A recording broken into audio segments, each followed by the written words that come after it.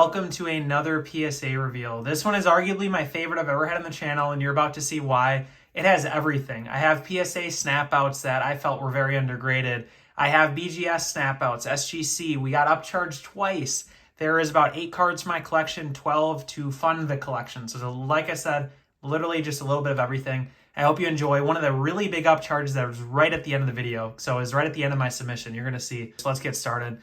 I did bring the old coffee mug from my wife's office for good luck here. She recently brought some of her stuff back, and I was like, this is a good background for the video to give us some good luck. So up first, we have the Tom Brady gold refractor that was actually a PSA 5. So I got this back in an order. It was one of those orders where truly, I was absolutely stumped. I've graded a lot. I'm pretty comfortable at this point with what I predict grades to be.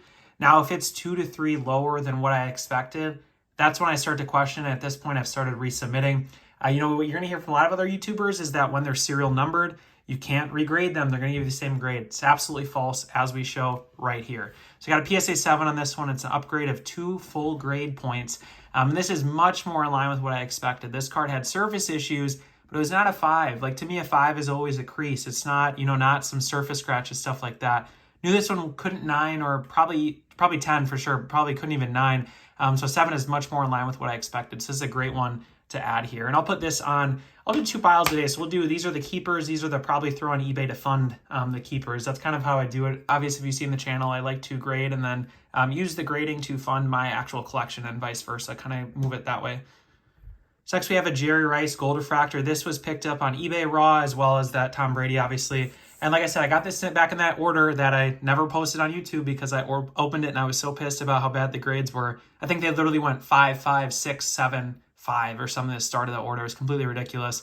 There's another one, PSA 5 I got. Once I saw this one was a 5 as well as the Brady, I really thought perhaps the grader that originally graded didn't understand these die cut perforated edges. And it seems like that was the case. This one did get an 8, which is, like I said, much more in line with what I expected. I noticed this one had a little bit of whitening and fraying more so than you see on this set sometimes. But this one was obviously one that, like I said, I got a 5 and I just could not believe it. So I resent and got an 8 here. So this is a huge add. I actually do have a PSA 9 that I just got back. So this is the 8. So this one will be tossed up on eBay as a duplicate lower grade. All right, next we have another one that I snapped out. So this is the Barry Sanders gold refractor. I started looking at my PC and I have a lot from this 99 Finest set. I left the coating, I had coating on some of them. And I didn't really like the look of it. I'm going to be honest with you. I didn't like the look of the coating. I don't have nostalgic for it. I wasn't opening these packs back in the day. And these are going to be keepers to begin with. So I really just wanted to get these 3 upcoming in the case without coating. And if there was grade upgrades, great. Like I said, regardless of what this gets, I was going to be keeping it. So it doesn't really matter to me. So I peeled it off. Like I said, I took the film off, peeled it. This one was very, very crisp. I really liked the look of this card. The only thing was I felt like this corner, I couldn't tell if it was supposed to be sharp, but you can see this one on the right is sharp. This one on the left is slightly rounded. Then after seeing more of the set and realizing, no, that's how it's supposed to be, I felt comfortable resending it. I did actually gem this card. I couldn't believe it, honestly, when I opened it up, because clearly I thought this was the second best because I have 4 from this setup coming, and this I put a second, so I thought it was probably, middle to lower out of the 4, but it gemmed. And again, it was probably because I was questioning that corner, but I now know a little bit better that this is very common. So this is a phenomenal grade on a very big card. This numbered on 100. This was our first upcharge. They charged me $40, which I honestly laughed about because the other card they charged me $150 for that you're going to see in a little bit. That one's probably worth less than this one. I don't think they really have a good gauge of how they do it. Obviously, this card never, ever sells. I don't think it ever has in a 10 or even a 9. So this is just a phenomenal grade of a card for a player that obviously doesn't have a lot of gold refractors, not while he's playing. And this is, I think, the only that's out there that's serial numbered. So this is a great add here. He obviously has a base in the set as well. I should have mentioned that. So this is the gems subset, and then there's a base in the set as well. Don't have that yet, but I'd love to add that for Barry at some point. Kind of trying to go for all the Hall of Famers in this set. So here's another one. This was a PSA 7 with coating. Got this at the National Convention. Again, I didn't care about the grade because I knew it had coating, and I was likely, again, if I buy it for a 7, I'd rather do that and get a discount. And then I can always, I knew in my head I could always snap like I did here and regrade if I wanted to go for a higher grade and if I prefer the look of without peel, which again, some people don't, I get that. But for me, I liked the look and the shine better without it. And we got a PSA 9. It's a great one here. If you want a good laugh, and I guess with any of this, look up this card or look up the next one on like Card Ladder or something like that, any of your, whatever you use for pricing. These never, ever, ever pop up for sale. I don't know what the deal is with like Woodson collectors or this set in general, but I don't know why. It's just, it's like some cards, even though they're numbered out of 100, they just never see the light of day, which is awesome and part of the reason why I've enjoyed this set. So this one I will be keeping. Again, these two are probably my resales here, and then kind of, again, take that money to kind of try to start funding some of these cards on the left. Next, we have the other gold refractor for Charles Woodson in the set. Like I mentioned, kind of with the Barry, there's typically some of these really good players. They're in a subset and then a base. So this is the base. Typically, the base runs a higher value. You know, that's just how it goes. People prefer it. And so this one was a 7. Like I said, I got the national convention, and this one we actually got. So I was so pumped because, again, I look up this card, look how hard these are to find. So the fact that I not only found it at the national with the help of a friend, he had spotted a table, I went over and grabbed it. That, you know, obviously pumped me up. But then now knowing I sent it in, I get a 10 on it. I mean, it's just icing on the cake. Like I said, I was keeping it regardless of value. But it goes to show, I think, too, part of my takeaway on at least these 4 already is that, you know, if you have a 9 with film, that's a really nice condition card. I think it's probably better than a PSA 10 without film. So I think prices, especially in basketball, reflect that. I don't know if football is consistent, but just my takeaway. Like I have now, I do have some 9s with peel that I was debating, you know, oh, maybe I'll just, you know, make them all synonymous and make them all, you know, without peel. But now that I saw how hard it is to get a nice grade with the peel, I think I'm going to keep those probably how they are. I don't know. You know, I'll decide over time. But again, my takeaway here is that those peels on the 8, 9, I mean, that's a really nice condition card. So I was really happy to get the grades here on these. And next, we have 2 for my 2013 Select Gold set I've been working on, looking for all of the players in the base set and the Legend set. So this is Ed McCaffrey. He's in the Legend set. So it's actually, I learned, Christian McCaffrey's father, which I didn't know. So he's a tight end for the Broncos. Again, I kind of learned about his history after I picked up this card. Wide receiver. No, wide receiver in a tight end's body. So he's a wide receiver. I'm sorry. This one's number 1 of 10. It was a SGC 9.5, and I got a PSA 9. So for whatever reason, if you've seen the channel, the SGC crosses have really not gone well, which I'm not sure why, because I always thought SGC graded a little more strictly. Clearly, PSA is seeing something I didn't. But this one, again, 9.5, got the 9, so kind of a loss there. But then the next one, we have a Franco Harris. So this is a BGS 9.5. And if you're seeing this and wondering why is this dude snap out so many cards, some of these sets, a lot of these sets that I'm buying and showing you here, there's really, you don't have options. If it comes to auction, that might be your only copy. Like a set like this out of 10, I had to pick up the BGS 9.5. It doesn't make sense to just wait for PSA and especially pay a premium for a 10. I don't really get the reasoning because a lot of times these grades are so similar. So I bought the PSA BGS 9.5 here, and it crossed to a PSA 10. So another nice one. So as you can see here, we already have a really great pile going for PC ads. We still have some more coming here, and then a couple more obviously for the right side stack here. So coming up here, we have some Calvin Johnsons. I think these came from eBay. There was a guy who was auctioning just a ton, like refractors from like every set. So I just tossed some low-ish bids in, and if I won them, I was happy. If not, whatever. You know, again, these blacks I don't collect. The golds are really what I go for. But again, it seemed like they were in nice shape, so I graded a bunch of them. I did get a 9 on this one. And then up next, we have another black refractor. This is a 2012 Topps Chrome. Got a PSA 9. And finally, we have a purple refractor for Calvin Johnson from 2011 Topps Chrome, and this got the PSA 9 as well. So first run of the Calvins were 9s. The rest of this order after this first card is really great. So you're going to see. So we got a red die cut out of 2012 Prism. This one got a PSA 9.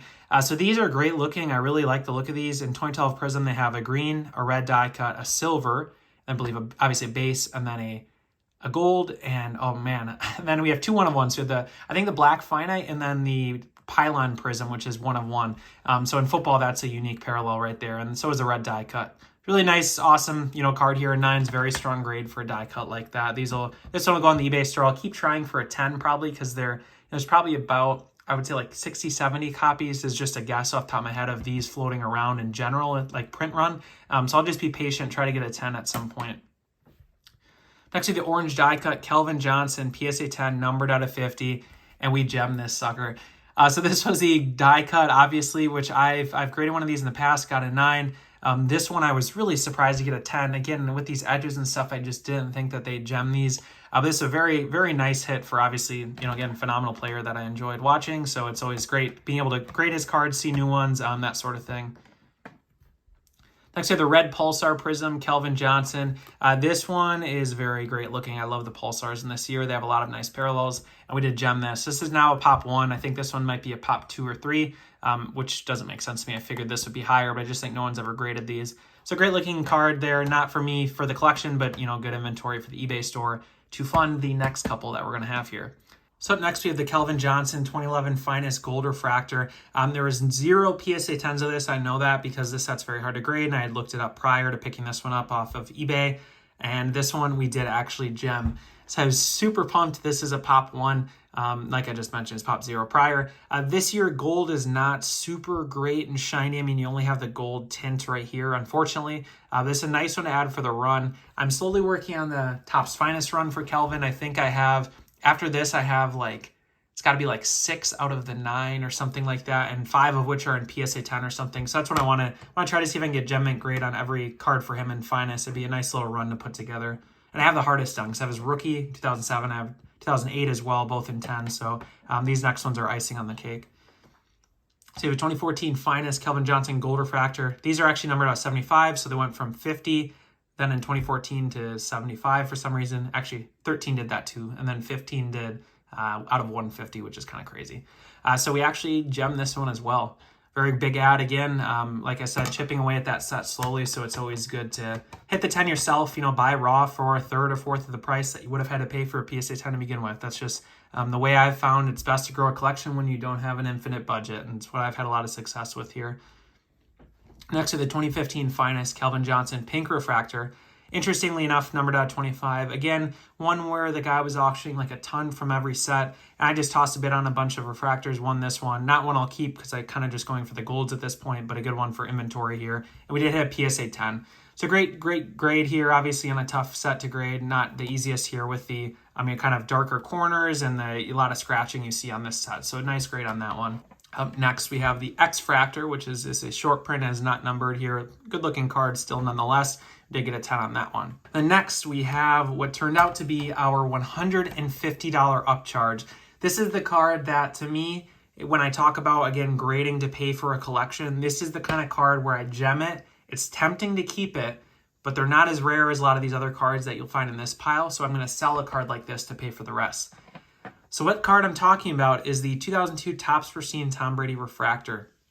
She bought this raw off of eBay, which goes to show you they're still out there. There's still gems out there. Numbered out 349, and like I obviously just mentioned, we gemmed this one, obviously. Got $150 off charge to pay for this because I think they thought the value was over $2,000, which seems to be fairly accurate if you look up recent sales. It's a big boy. This one, like I said, will easily pay for everything here and then some, which is obviously great. Now, in hindsight, if this had gotten an 8 or a 9, you'd probably lose money or it's a break even. So I just keep that in mind. This isn't a guarantee in any of this, but it's obviously nice when it works out here, like in this case.